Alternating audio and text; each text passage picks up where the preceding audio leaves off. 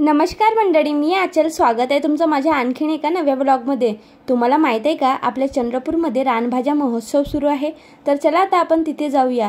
तर हे बघू शकता, अब्दुल कलाम आझाद बाग आहे, त्यामध्येच हा रानभाज्या महोत्सव सुरू झालेला आहे. तर चला आता आपण आतमध्ये प्रवेश करूया. तर हा रानभाज्या महोत्सव एकात्मिक आदिवासी विकास प्रकल्प यांच्यामार्फत राबवण्यात आलेला आहे. तर बघू शकता, आता आपण आतमध्ये प्रवेश करूया. आतमध्ये प्रवेश करताच रानभाज्याचे स्टॉल लागलेले आहेत. बघू शकता, इथे खूप वेगवेगळ्या प्रकारच्या रानभाज्या आहेत. यामधले तर काही रानभाज्याचे नाव मला सुद्धा माहीत नव्हते, इथे लिहून आहेत. बघू शकता तुम्ही, खूपच वेगवेगळ्या प्रकारच्या ह्या रानभाज्या आहेत आणि रानभाज्या कधीही आपल्या शरीरासाठी पौष्टिकच असतात. तर बघू शकता, धोप्याचे पानं, आंबाडीची भाजी वगैरे खूप साऱ्या रानभाज्या इथे आहेत, कुड्याचे शेंगा वगैरे.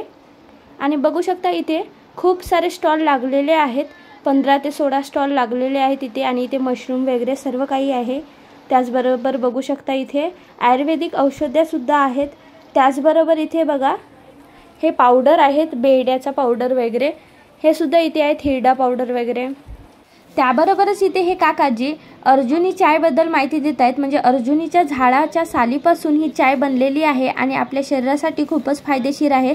बघू शकता, या लिस्टमध्ये फायदे दिलेले आहेत. त्याबरोबरच इथे आयुर्वेदिक औषधेसुद्धा आहेत, ज्यामुळे कॅन्सरची बिमारीसुद्धा बरी झालेली आहे. आणि खूप सारे स्टॉल लागलेले आहेत. त्याचबरोबर इथे खाण्याची सुद्धा सोय आहे, म्हणजे खाण्याचे सुद्धा आपले गावरान पदार्थ इथे आहेत. तर बघू शकता, मी इथे गावरान पद्धतीने बनवलेले पत्तागोबीचे वडे घेतलेली आहे आणि खूपच टेस्टी होते. त्याचबरोबर मी इथे हे कुड्याचे शेंगा घेतलेली आहे.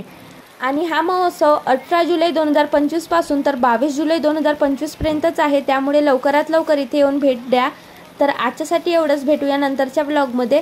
धन्यवाद. चॅनलला सबस्क्राईब करायला विसरू नका.